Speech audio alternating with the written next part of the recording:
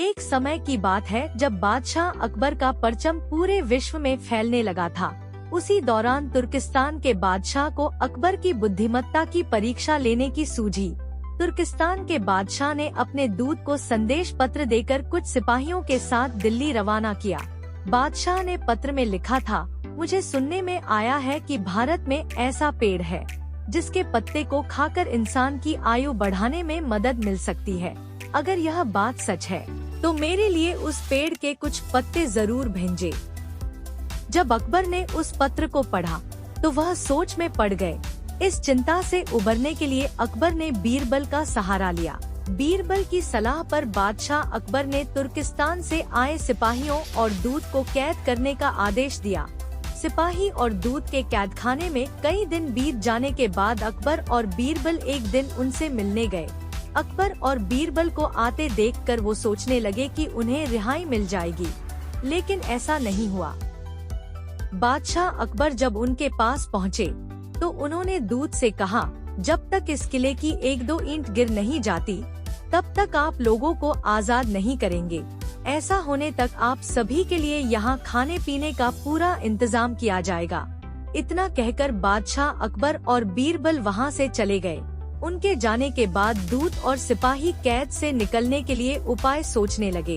जब कोई रास्ता नजर नहीं आया तो भगवान से प्रार्थना करने लगे। जल्द ही उनकी प्रार्थना रंग लाई और कुछ दिनों बाद अचानक तेज भूकंप आया और भूकंप के कारण किले का एक भाग टूटकर गिर गया। यह घटना के बाद दूत ने अकबर के पास किले की दीवार गिरने की खबर भिजवाई। यह खबर सुनते ही बादशाह अकबर को अपना वादा याद आया और उन्होंने तुर्किस्तान के दूत व सिपाहियों को दरबार में प्रस्तुत होने का आदेश दिया। उनके दरबार में पहुंचते ही बादशाह अकबर बोले, अब तो आप सबको अपने बादशाह के द्वारा भेजे गए पत्र का उत्तर मिल गया होगा। अगर अब भी आपको समझ नहीं आया है तो मैं समझा देता हूँ। तुम सिर्फ 100 लोग हो और तुम्हारी आह सुनकर किले का एक हिस्सा गिर गया, तो सोचो जिस देश में हजारों लोगों पर अत्याचार होते हैं, उस देश के बादशाह की आयु कैसे बढ़ेगी। लोगों की आह से उसका पतन तो निश्चित है। हमारे भारत देश में किसी गरीब पर अत्याचार नहीं होता, यही होता है आयुवर्धक वृक्ष। उसके कुछ दिन बाद बादशाह ने उन सभी को उनके देश भेज दिया है और रास्ते में होने वाले खर्चे के लिए कुछ पैसे भी दिए। दूत ने तुर्किस्तान पहुंचकर भारत में घटित सारी बात विस्तार से बादशाह को बताए। अकबर बीरबल की बुद्धिमत्ता देखकर तुर्किस्तान के बादशाह ने दरबार में उनकी बहुत प्रशंसा की। कहानी से सीख।